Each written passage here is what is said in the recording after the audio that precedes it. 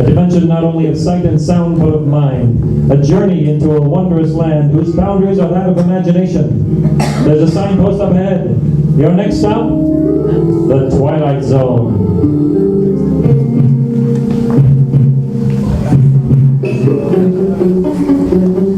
Word. Romney. Obsolescence. Wordsworth. Romney. Obsolescence.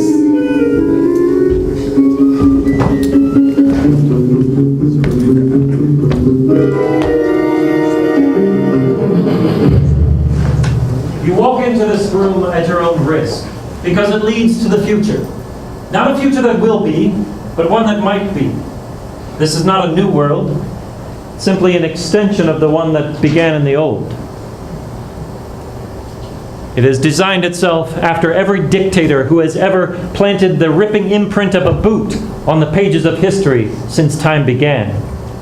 It has technological advances and a more sophisticated approach to the destruction of human freedom. But like every one of the superstates that preceded it, it has one ironclad rule. Logic is an enemy, and truth is a menace. This is Mr. Romney Wordsworth in his last 48 hours on Earth. He is a citizen of the state, but he will soon be eliminated because he's made of flesh, because he has a mind. Mr. Romney Wordsworth, who will take his last breaths in the Twilight Zone. Wordsworth, Romney, field investigation obsolescence. Do you know why you're here, Mr. Wordsworth? Yes, sir. I'd ask you to speak up a little if you will. Yes, sir. I know why I'm here. You've been under investigation, Mr. Wordsworth, for the mandatory period of 1 year and 11 months. You're found to be obsolete. The purpose of this hearing is to make a finding in the matter and make a sentence accordingly. Do you understand that? I understand that. Your occupation, Mr. Wordsworth? A librarian, sir.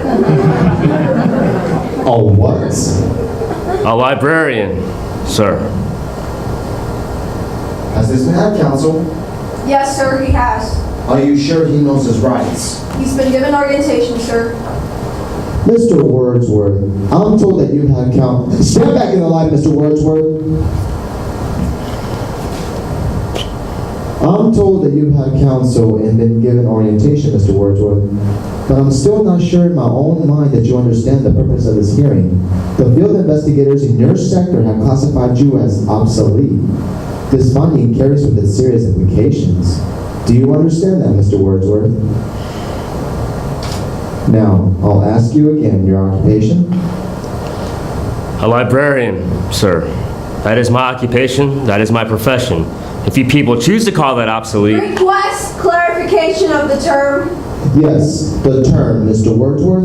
You people, you make reference to the I state, make reference to the state. and you persist in declaring your occupation as being a librarian. That is correct, sir. A librarian, having to do with books. Yes, sir. Books. But since there are no more books, Mr. Wordsworth, there are no more libraries. And of course, it follows that there is very little call for the services of a librarian. Case in point, a minister. A minister would tell us that his function is that of preaching the word of God. And of course, it follows that since the state has proven that there is no God, that will make the function of a minister somewhat academic as well. There is a God! You are in error, Mr. Wordsworth. There is no God. The state has proven that there is no God. You cannot erase God with an edict. You are obsolete, Mr. No, lie. Wordsworth. No man is obsolete. You have no function, Mr. Wordsworth. You're an anachronism like a ghost from another I'm simply time. nothing more than a reminder that you cannot destroy truth by burning pages. You're a bug, Mr. Wordsworth, a crawling insect. I am a human being. You have no purpose, you have no meaning. You're a librarian, Mr. Wordsworth. You're a dealer in books and 2-cent fines and pamphlets and closed stacks and the musty insides of a language factory that spews out meaningless words on an assembly line. Words, Mr. Wordsworth, that have no substance and no dimension, like air, like the wind, like a vacuum that you make believe has an existence. I don't care. I tell you, I don't care. I'm a human being. I exist. And if I speak one thought aloud, that thought lives. even after I'm shoveled into the grave. Mr. Wordsworth, delusions that you inject into your veins with printer's ink, the narcotics that you call literature, the Bible, poetry, essays, all kinds. All of it in open to make you think you have a strength when you have no strength at all. You have the responding limbs and a dream, and a state has no use for your kind. You waste our time, Mr. Wordsworth, and you're not worth the waste. Instruct them. Romney Wordsworth, step back to await the finding of the board. Yes. How do you find, ladies and gentlemen? Obsolete. Obsolete. Obsolete. Obsolete. Obsolete. I concur. Romney Wordsworth, step forward. The board finds you obsolete. Your rights are as follows, Mr. Wordsworth. You are to be liquidated within a period of 48 hours, but you have an option as to method and precise time. There are several prescribed methods: pills, gas, electrocution, and it can be done immediately, or an hour from now, or any specific time that you request. I'm a very rich man. Louder. I merely said that I was a very rich man. I have such a luxury of choices that I choose the following. To be given an assassin, to only he and I will know the way I'm to die. But this is unheard of. Mr. Wordsworth, we don't understand the nature of the request. Simply that you're to assign me an assassin, but only he and I will know the way I'm to put to death. That will be acceptable, Mr. Wordsworth, provided your liquidation is accomplished within the 48-hour period. Just one final request. I would like to die with an audience. Ah, Mr. Wordsworth, that can be arranged indeed. It's not unusual that we televise executions. It has an educative effect on the population. I have no doubt. Now, as to the time of the liquidation Midnight, tomorrow, and the place, in my room. agreed, Mr. Wordsworth. We will choose your liquidator and send him over to you. He will be duty bound, just as you prescribed, not to divulge the method you decided upon. That will be all, Mr. Wordsworth. You may leave or return to your room. What an odd one. With very bizarre requests. Bizarre, yes, but to our advantage. We'll show the people how this obsolete man, this librarian, dies.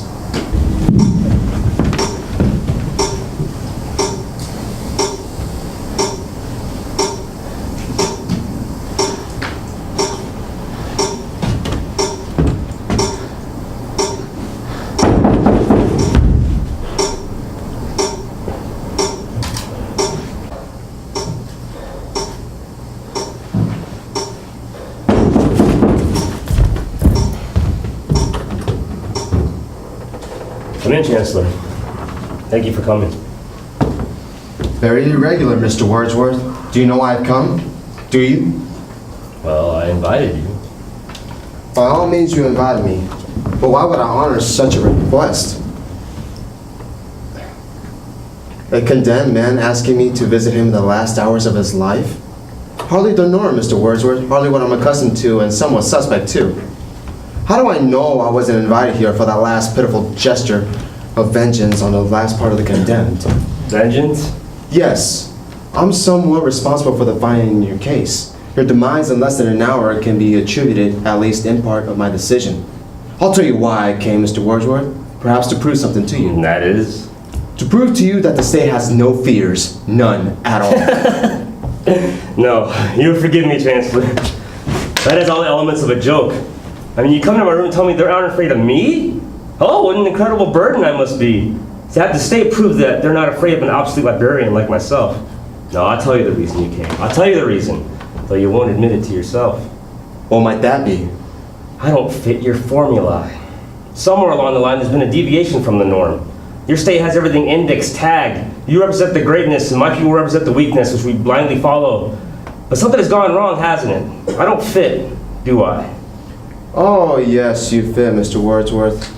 In a few moments, you'll be cringing and pleading just like they all do.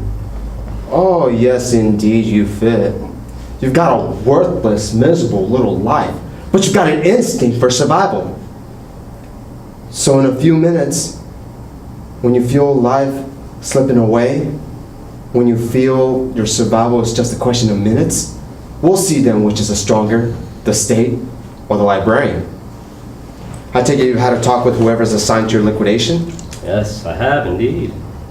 Midnight, isn't it? Yes, here in about 40 minutes. These people came here and set up this equipment early this afternoon. Took 2 men to put that up in less than 15 minutes. It's remote control. Very efficient. Well, we're being televised now. It's not unusual that we televise executions. Last year, in the mass executions, we televised around the clock. 1,300 people were put to death in less than 6 hours. History teaches you nothing. On the contrary, history teaches us a great deal. We had predecessors who had the right idea. Yes, Hitler. Hitler, of course. Mao, Stalin. Stalin, too. But their era was not one of excess. It was simply not going far enough. Too many undesirables were left around, and undesirables eventually formed a core of resistance, while people clutch at the past and won't accept the new. The sick, the maimed, the deformed. They fasten onto the healthy body and damage it, so we eliminate them. And people like yourself, they can perform no useful function for the state, so we put an end to them.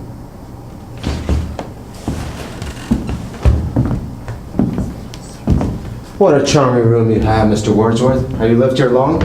Over 20 years. I built this furniture myself. Yes, so I understand, Mr. Wordsworth. That incidentally has kept you alive, that particular talent. Carpentry, you see, is a skill, and the state provides considerable leeway for people who possess certain skills. Unfortunately, you went as far as you could go, which was insufficient. So in a few moments, it will be the end of a rather fruitless life, and Mr. Romney Wordsworth, librarian, goes to his own nirvana. That's what they call it in your books, isn't it, Mr. Wordsworth? You aren't facing the camera, Mr. Wordsworth. You're cheating your audience. They want to see how you died. Please, Mr. Wordsworth, turn around, face the camera. That's right. And don't stop with your emotions. If you feel like crying, go ahead and cry. Or if you want to plead, plead, by all means. Some high state official might take pity on you. That would please you, wouldn't it? A little abject hand-wringing, chest-pounding, falling down on my hands and knees. Suit yourself, Mr. Wordsworth. Unfortunately, I don't have time to be entertained by them when they do come. I have another appointment this evening. Chancellor, Make it brief, Mr. Wordsworth. you have plenty of time. You ain't going anywhere. How's that? I'm afraid I haven't been very fair with you. I invited you here for a very special reason. Would you like to know the method that I've chosen for my liquidation? Well, here in a few moments, here in this room, a bomb is going off. Very thoughtful, Mr. Wordsworth. Relatively quick and painless death. Yes, isn't it? However, knowing that you're getting ready to be blown to bits in just a couple minutes isn't the happiest thought in the world, is it? Is it? That depends on the individual, Mr. Wordsworth. Indeed it does.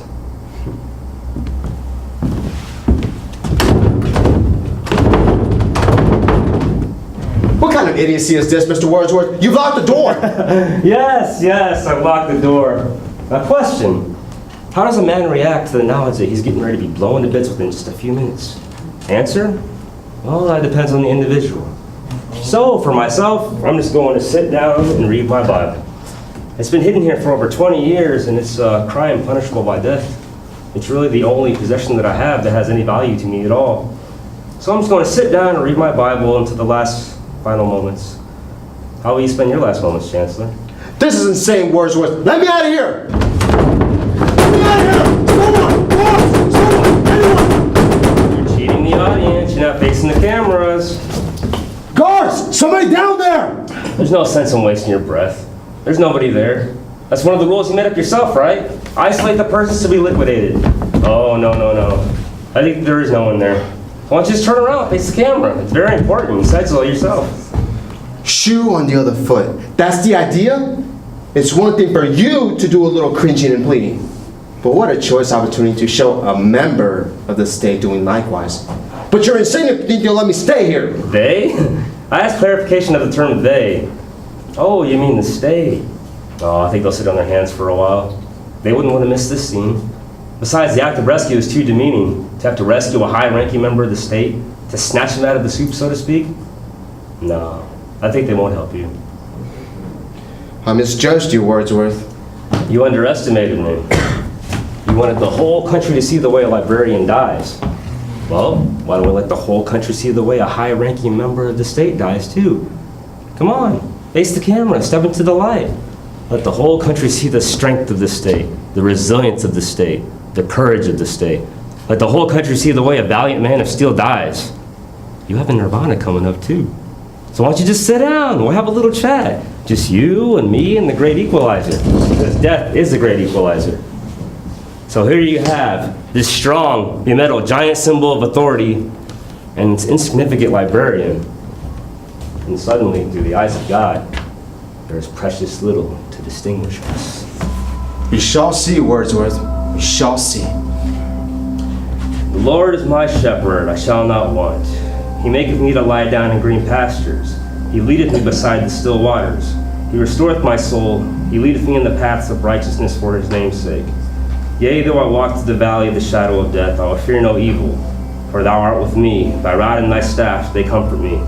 Thou preparest a table before me in the presence of mine enemies. Thou anointest my head with oil, my cup runneth over. Surely goodness and mercy shall follow me all the days of my life. Defend me from them that rise up against me. Deliver from the workers of iniquity, and save me from the bloody men. For lo, they lie and wait for my soul. The mighty are gathered against me.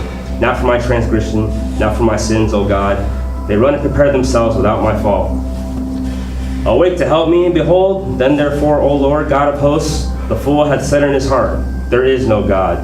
The Lord looked down from heaven upon the children of men to see if there were any that did understand and seek God. Out of the depths I called unto thee, O Lord. Lord, hear my voice. Let thine ears be attentive to the voice of my supplications.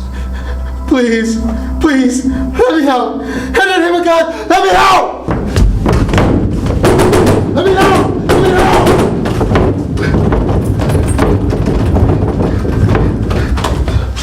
Yes, Chancellor. In the name of God, I will let you out.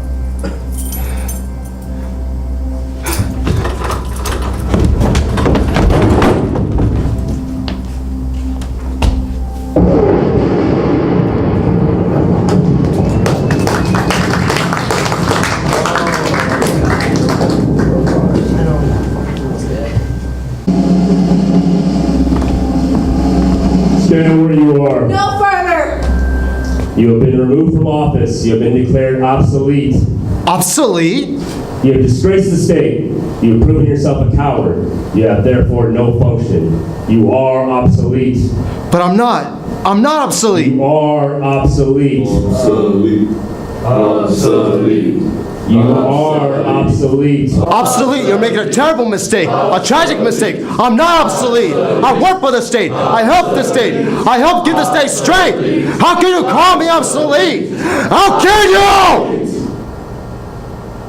Please, I'm not obsolete.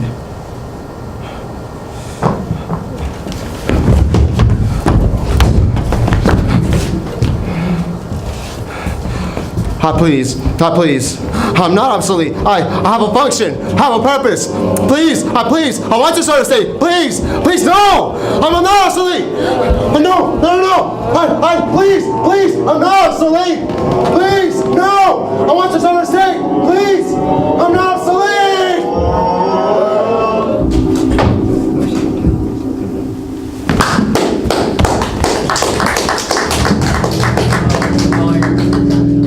The Chancellor, the late Chancellor, was only partly correct. He was obsolete, but so is the state, the entity he worshipped. Any state, any entity, any ideology that fails to recognize the worth, the dignity, the rights of man, that state is obsolete. A case to be filed under M for mankind in the Twilight Zone.